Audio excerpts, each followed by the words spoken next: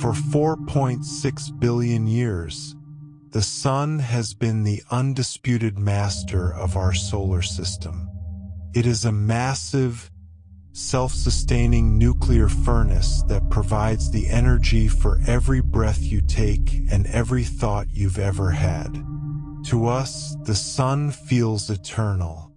But in the grand timeline of the universe, it's just a mid-sized star with a very specific expiration date. Right now, the Sun is in a state of perfect hydrostatic equilibrium. It is a constant tug of war. Gravity is trying to crush the Sun into a single point, while the nuclear fusion in its core, fusing 600 million tons of hydrogen every second, pushes back. As long as there is hydrogen to burn, the balance holds. But we are about to fast forward 5 billion years to the moment the fuel gauge hits empty. 5 billion years from now, the core finally runs out of hydrogen. In the span of a cosmic minute, the engine that has hummed for eons stutters. Without the outward pressure of fusion, gravity finally wins the war. The core begins to collapse. But here's the paradox of stellar death. As the core collapses, it doesn't get colder. It gets significantly hotter. The gravitational energy of the collapse is converted into heat. The core's temperature skyrockets, and this heat bleeds outward into a thin shell of hydrogen just outside the core. This is the subgiant phase. The Sun isn't a red giant yet, but it's no longer the star we know. Even before the Sun physically expands, its luminosity, its total brightness begins to climb. It will increase by about 10% every billion years leading up to this point. By the time the core actually fails, the Earth is already a desert. The death of the Sun isn't a sudden darkness. It's a blinding, overwhelming increase in radiation. On Earth, the atmosphere begins to burn away. The Goldilocks zone, the area where liquid water can exist, is racing outward toward Mars and the outer planets. The Sun is now preparing for its most violent transformation. The core is shrinking, the temperature is rising to the breaking point of 100 million degrees, and the outer layers are about to do something terrifying. The balance is broken. The expansion is about to begin. In the next stage, the Sun becomes a monster. It's time for the red giant expansion and the total incineration of the inner planets. The core of our Sun is now a pressure cooker of unimaginable proportions. With the hydrogen exhausted, the core has collapsed into a dense ball of helium, growing hotter and hotter by the second. This intense heat pushes outward against the remaining layers of the star, and for the first time in 5 billion years, the outward pressure doesn't just balance gravity, it overpowers it. The Sun begins to swell. It's no longer the stable yellow dwarf that nurtured life on Earth. It has become a red giant. As the Sun expands, its surface temperature actually drops, giving it that characteristic deep, angry red glow. But don't let the cooler temperature fool you. Because the Sun is now hundreds of times larger, its total energy output is thousands of times higher than it is today. The first victim of this expansion is Mercury. For eons, it was a scorched rock, but now the Sun's outer atmosphere, the corona, reaches out to touch it. As Mercury enters the Sun's outer layers, gas friction acts like a brake, dragging the planet into a death spiral. Within a relatively short cosmic window, Mercury is vaporized, its heavy metals adding a tiny dusting of pollution to the Sun's massive volume. Next is Venus. The most hellish planet in our system becomes an actual oven. Its thick atmosphere is stripped away in seconds, and the rocky surface melts into a global ocean of lava before the planet is swallowed whole by the advancing solar wall. The Sun is now reaching its maximum extent, stretching out toward Earth's orbit. It is now over 200 times its original size. If you were standing on the charred remains of Earth, the Sun wouldn't be a circle in the sky. It would be a wall of fire stretching from horizon to horizon, filling nearly the entire field of vision. But while the outside is expanding, the real drama is happening deep within. The helium core is being crushed by the weight of the entire star. Because the core is so dense, it has entered a state called electron degeneracy. In this state, the core can't expand to cool itself down. The temperature hits a critical threshold, 100 million Kelvin. In a single, violent moment, the helium ignites. This is the Helium Flash. In just a few minutes, the Sun begins fusing helium into carbon at a runaway pace. This event releases more energy than all the stars in the Milky Way combined. However, because this happens so deep inside, an observer wouldn't see a giant explosion. Instead, the Sun absorbs that energy internally, the core finally expands, and the star briefly shrinks back down, settling into a temporary, uneasy stability. The Sun has survived its first near-death experience, but the clock is still ticking. It has transitioned from burning hydrogen to burning the very ash of its previous life.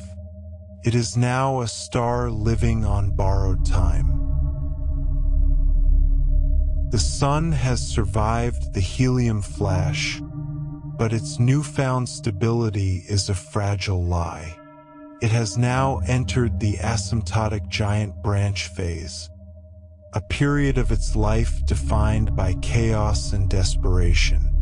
The star is now a bloated, pulsing giant, larger and more luminous than it has ever been. In this phase, the Sun has become a cosmic heartbeat, but each beat is a death rattle. Deep inside the core, the Sun is now fusing helium into carbon and oxygen. But this process is incredibly volatile and highly sensitive to even the slightest changes in temperature. This creates a phenomenon known as thermal pulses. Every few thousand to tens of thousands of years, the star undergoes a massive internal spasm. These aren't simple solar flares. These are tectonic shifts in the star's very structure. With each pulse, the Sun's gravity loses its grip on its outermost layers. Imagine the Sun breathing. It expands and contracts, and with every exhale, it coughs up trillions of tons of gas and dust into the void. This material, the very plasma that once fueled the star, is blown away at thousands of miles per hour by an intense, unrelenting solar wind. This discarded material creates a massive, expanding shell of glowing gas known as a planetary nebula. From the perspective of a distant observer in another galaxy, our solar system would now look like a masterpiece of celestial art. The nebula would glow in vibrant hues of neon green, deep red, and electric blue, as the gas is ionized by the intense ultraviolet radiation pouring out of the dying core.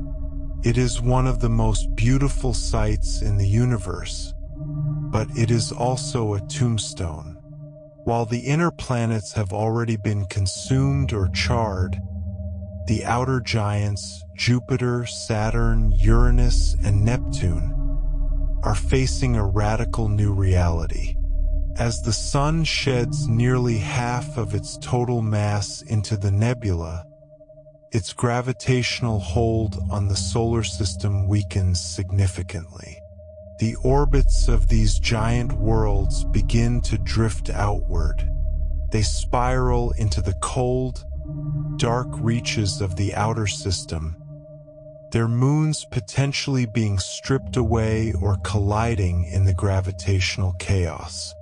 The solar system as we knew it is gone. The nebula continues to expand, thinning out until it eventually fades into the interstellar medium, seeding the galaxy with the carbon and oxygen necessary for future life. At the center of this thinning cloud, the Sun has shed its skin entirely. The fire of fusion is finally, permanently flickering out. What remains is a white-hot ember, stripped of its glory, beginning its long descent into the dark. We are entering the final chapter, the era of the white dwarf. The violent transitions are over. The chaotic pulses have ceased. What is left behind is the Sun's naked, exposed heart, a white dwarf. This object is a stellar ghost. It is no longer a star in the traditional sense, because it is no longer creating energy through fusion. It is a sphere of carbon and oxygen roughly the size of Earth, but it still contains about half the mass of the original Sun. Its density is almost incomprehensible. A single teaspoon of its material would weigh as much as a mountain. Because there is no nuclear fire to push outward, the only thing keeping the white dwarf from collapsing further is electron degeneracy pressure, a quantum mechanical effect where electrons are packed so tightly they refuse to be squeezed any closer. For the next several billion years, the white dwarf will sit at the center of the now empty solar system, glowing with a brilliant blue-white light. This light isn't from new energy. It is the leftover heat from billions of years of life, slowly leaking out into the cold vacuum of space. As the eons pass, the white dwarf will change color. It will fade from white to a dull yellow, then to a deep blood orange red. Eventually, it will cool so much that it stops emitting visible light altogether. At this point, it becomes a black dwarf, a cold, dark, crystallized sphere of carbon. This transition takes longer than the current age of the universe, so none currently exist.